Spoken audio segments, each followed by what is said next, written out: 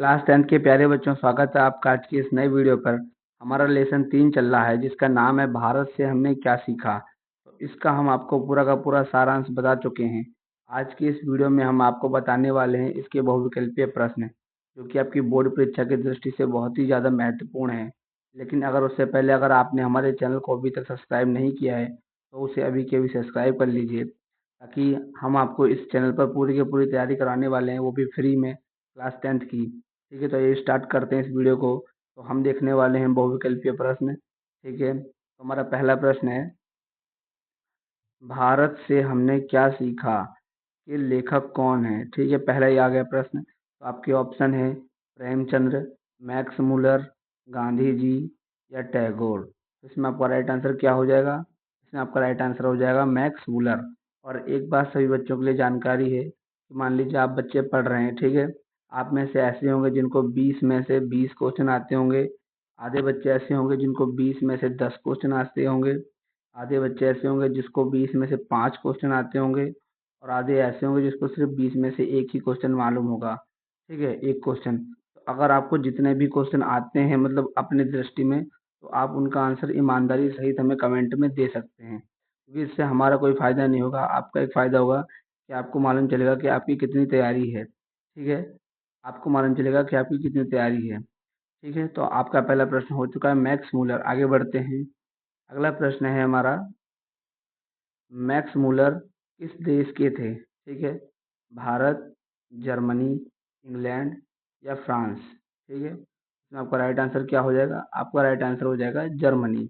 आगे बढ़ते हैं। अगला प्रश्न है हमारा, अगला प्रश्न कह रहा है, लेखक ने भारत को किस रूप से देखा है। ठीक है, यानी जो हमारे लेखक है मैक्स मूलर जी, उन्होंने भारत को किस रूप से देखा है?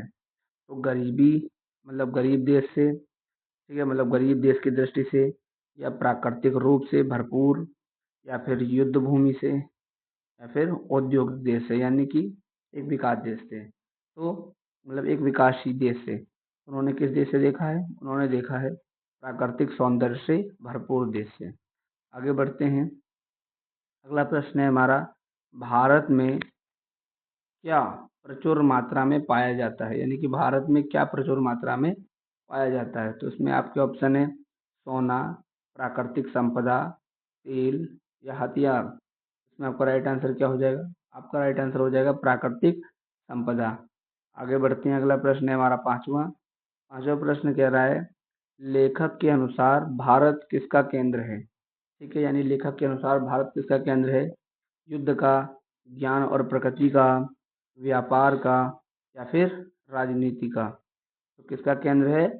ज्ञान और संस्कृति का। आगे बढ़ते हैं।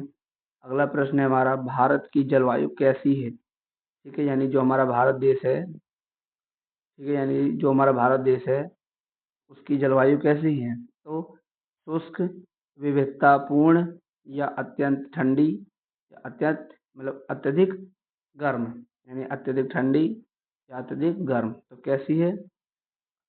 विविधतापूर्ण। आगे बढ़ते हैं। अगला है, भारत को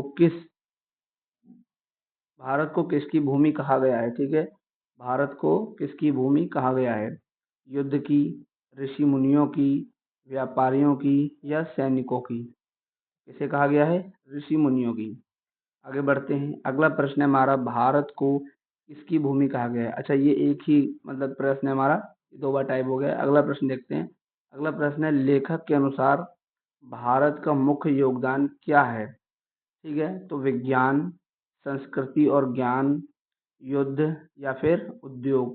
तो भारत का मुख्य योगदान क्या है? संस्कृति और ज्ञान। तो आपका ऑप्शन नंबर बी राइट हो जाएगा, संस्कृति और ज्ञान।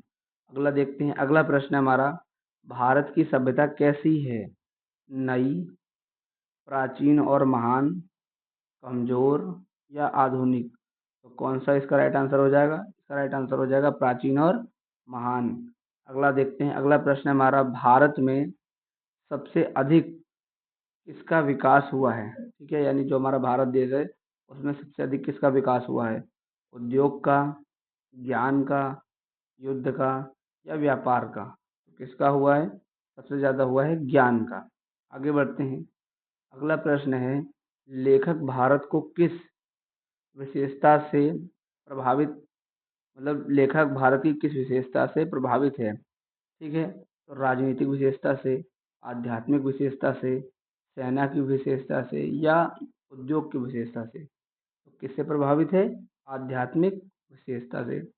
आगे बढ़ते हैं, अगला प्रश्न है हमारा, भारत के लोग कैसे हैं? ठीक है, तो कठोर, सहिष्णु, क्रूर या आलसी? तो कैसे हैं भारत के लोग? सहिष्णु। आगे बढ़ते हैं, अगला प्रश्न है हमारा, भारत की शिक्षा प्रणाली कैसी थी? ठीक है, भारत की शिक्षा प्रणाली कैसी थी? कमजोर, उच्च, आधुनिक या औद्योगिक? तो कैसी थी? उच्च।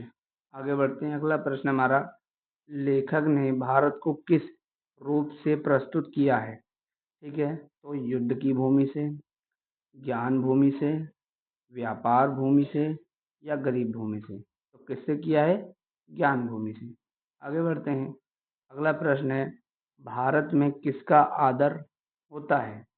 ठीक है, तो धन का, ज्ञान का, शक्ति का या युद्ध का?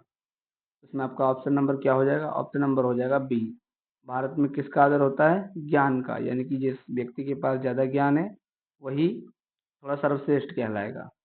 ठीक है, कहने का मतलब ये है मैक्स मुलर का। आगे बढ़ते हैं, भारत की संस्कृति कैसी है? ठीक है, तो कमजोर है, समृद्ध है, साधारण है या आधुनिक है? तो कैसी है?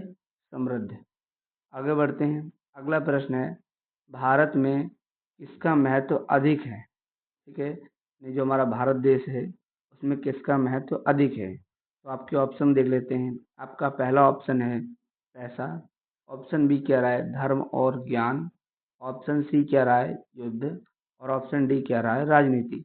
एक बार फिर से प्रश्न को समझिए, भारत में किसका महत्व अधिक है? ठीक है, कहने का मतलब है जो व्यक्ति पैसे वाला है, यानी जो व्यक्ति पैसे वाला है उसका महत्व ज़्यादा है, या फिर जो व्यक्ति जिसके पास ज्ञान ज़्यादा है उसका महत्व ज़्यादा है, या फिर जिसके पास सेना ज़्यादा है यानी जो ज़्यादा बलवान उसके पास है, या फिर जिसके पास राजनीतिक पावर है वो ज़्यादा है? तो कौन ज़्यादा है? धर्म और ज्ञान वाला। ठीक है, जिसके पास ज्ञान ज़्यादा है और जो सबसे ज़्यादा धार्मिक है उसका। आगे बढ़ते हैं, ऐसा मैक्स मुलर जी का मानना है। अगला प्रश्न देखते हैं, लेखक ने भारत को क्या कहा है?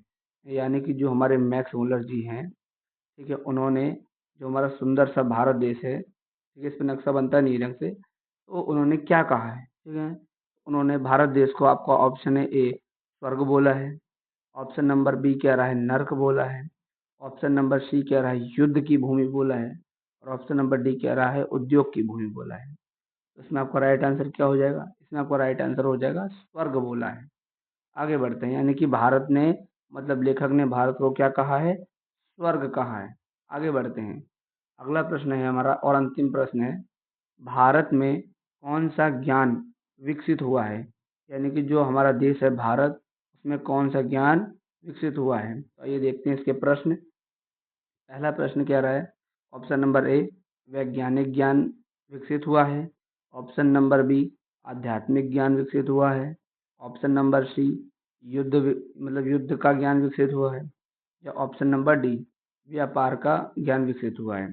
इसमें आपका राइट आंसर क्या हो जाएगा? इसमें आपका राइट आंसर हो जाएगा आध्यात्मिक ज्ञान विकसित हुआ है। ठीक है, तो हमने आपको अभी तक आपके टोटल मोस्ट एमसीक्यू बता दिए हैं, लगभग लगभग इन्हीं से ही आता है। ठीक है, बाकी हम आपको पूरा का पूरा सिलेबस करा रहे हैं धीरे धीरे। ठीक है, और बहुत ही जल्द हम आपकी पहली बुक को ख़त्म कर देंगे, जिसके 12 लेसन है, फिर उसमें अगला चैप्टर शुरू करेंगे जिसमें और 12 लेसन है। ठीक है, तो टोटल आपके एक बुक में जो हमारी चल रही है गोधली, उसमें टोटल 24 चैप्टर हैं। ठीक है, वो हम पूरा का पूरा ख़त्म करेंगे। तब तक के लिए अगर आपने हमारे चैनल को अभी तक सब्सक्राइब नहीं किया है तो इसे अभी के अभी सब्सक्राइब कर लीजिए, बेल आइकन को ऑन कर लीजिए, क्योंकि यहाँ पर हम क्लास 6 से लेके क्लास 12 तक फ्री में पढ़ाने वाले हैं। ठीक है, तब तक के लिए टाटा बाय बाय, जय हिंद जय भारत।